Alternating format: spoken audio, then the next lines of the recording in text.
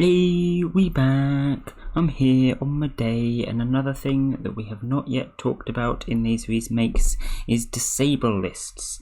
Disablelists are a big part of Mudae, but they are not as big as a lot of people say.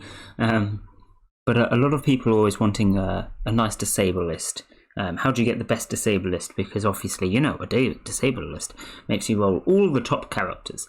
Well, this isn't really true.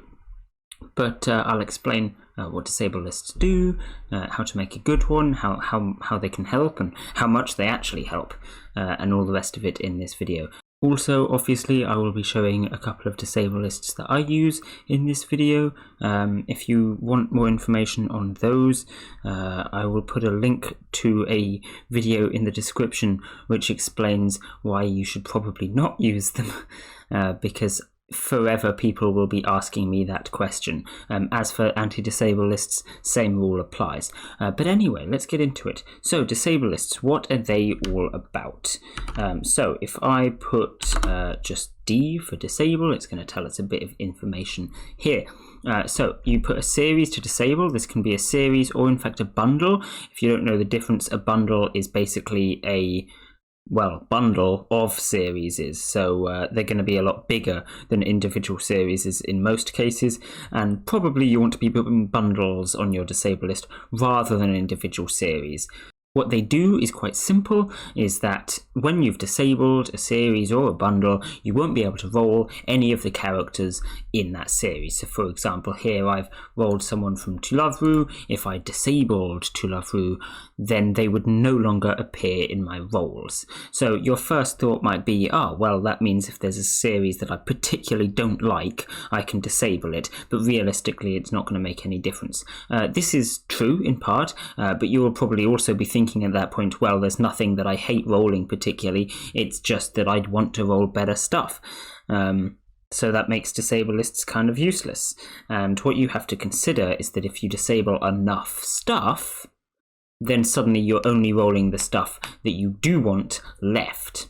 The issue with this is simply that you can't disable that much stuff. There is a hard limit, which we'll talk about in a second. But that is the main point of disablelists. You want to disable as much stuff as you don't want to roll as possible. So this is probably going to be low-ranked stuff that you haven't watched or something like that, right? So that then the stuff that you do roll is the ones that you want, right? It also points out that to remove a series from your disable list, use enable. That makes sense. We have disable del or DD to auto delete your disable message. This D is actually a flag used on a lot of commands, but it's particularly relevant with disable lists because a lot of people want to hide their disable list because it's a big strategy. You know, you want to have your advantages. Again, this is not necessarily true, but we'll get to that later. Also mentions that in game mode 2, when you disable a series, the same amount of disabled characters are enabled. You can't go below the limits mentioned in Limroll. So this means straight up that game mode 2 disabling stuff is pointless. Every time you disable something, the same number of characters are enabled from your Limroll. So before we go into anything else, huge disclaimer, if you are on game mode 2, do not disable anything, because the low-ranked stuff that's disabled in Limroll anyway is low-ranked, so there's no point trying to disable it. It's already disabled. And if you're disabling high-ranked stuff with disable, then you are then enabling low-ranked stuff. So that means that by using disables in game mode 2, you will only ever roll lower-ranked stuff than you would otherwise. Just don't bother. I'm in game mode 2 here, so if you can check my disable list very quickly, it is empty. Do not disable anything. There's no point. Anti-disables make sense because it means that low-ranked stuff that you have watched that you want to roll, you can then roll, and that will then disable higher-ranked stuff that you don't know. And because your lim roll isn't going to cover everything, this is probably something you want to use. So using anti-disables in game mode 2 can work, although that's personal choice whether you want to do that or not. But don't bother using disables. It doesn't make any difference. Right, so exclusively game mode 1 we're talking about then. So I'm going to start by switching this server into game mode 1. Generally, limb roll is considered better. It's going to disable a lot more stuff. This is because limb roll will disable all the characters that aren't at least a certain rank, whereas disables in game mode 1 have a limit on how many they can disable. It used to be the case that these limits were kind of similar, but nowadays the default disable limit for game mode 1, well, we can find out here what we've got. If we have a look at bonus, so personally I have an extra just about 10,000 disablelist size. We'll talk about upgrading that in a little bit. And as you can see, my overlap limit is about 30,000, right? So this shows that the starting limit is about 20,000. As you can see here, though, we have my disablelist, what I've got disabled currently. How much sense does this make? Well, you will immediately notice that with just Kadokawa and Western alone, you're actually already over 20,000 characters. So if you've just started out on a new server, you haven't got your upgrades yet, you can disable Kadokawa and Western. You've already disabled all 20,000 characters that you can. There's no point disabling anymore, it's not going to do anything. So that's it, that's your entire disablelist, Kadokawa and Western. That's done. That's all you need. Well, is this true? If we have a look at Kadokawa, for instance, we can do Imaro on it. It's a huge bundle with 9,500 characters in, and you'll notice that a lot of them are pretty high ranked. So do you actually want to disable this? Now this is up to you. Personally, what I think is pretty good to do is to disable big things like Kadokawa and Western, and then go through anti-disabling all the series that you want to roll afterwards, e.g. all these high-ranked ones. Now that's going to be a lot of effort, because you've got to go through and anti-disable all the characters that you want to roll. But it may be that you just want a lot of stuff in Kadokawa, it's more efficient to disable something else. You start off with 10 disablelist slots, I've got 14 here, but you start off with 10, and if you're only taking up 2 of them and already filling up all 20,000 disables, you can imagine that it's quite easy to disable some of these smaller series, like Shueisha, for example, or Gangan Comics I've got on my disable list, and you can build up that 20,000 quite easily with stuff that isn't Kadokawa or Western.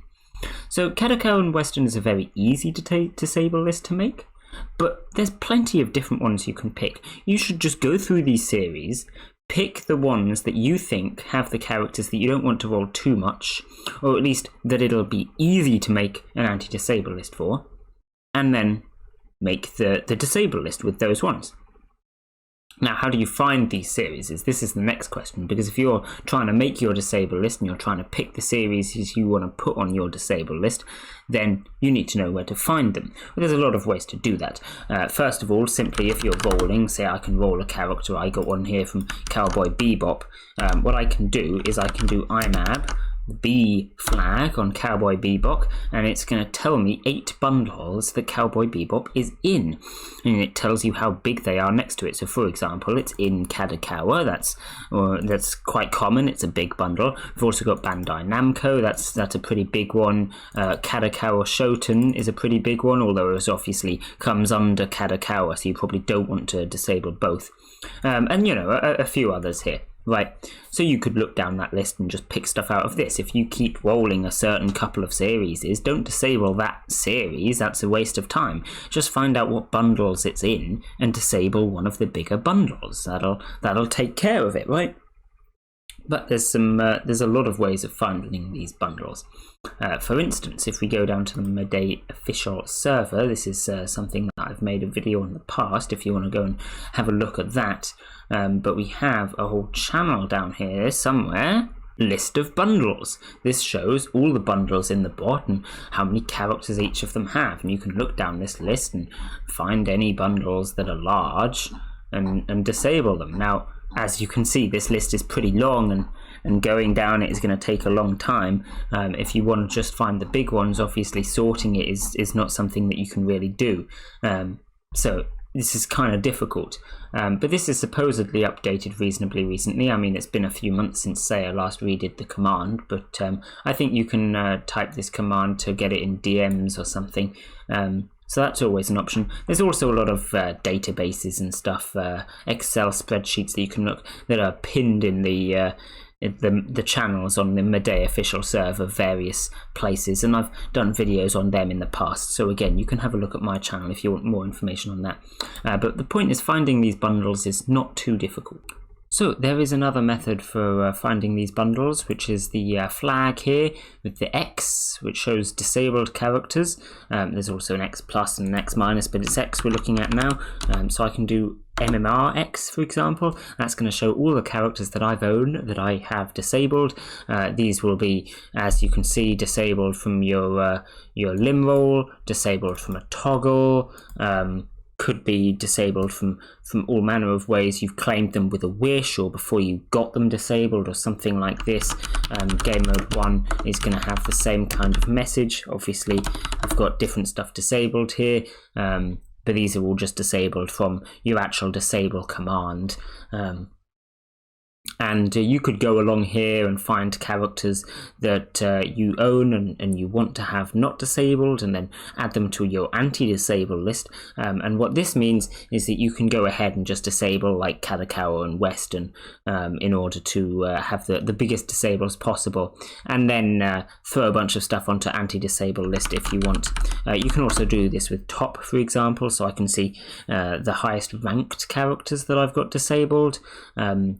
So that's the same principle. You can see the difference, by the way, between Game Mode 1 and Game Mode 2. My Game Mode 2 disable list pretty much skips down into the tens of thousands instantly, whereas my Game Mode 1 is all in the top 100 for a while. So I say to use Game Mode 2. It's normally better. It's also worth noting with these toggles, that is another method to get some extra disables.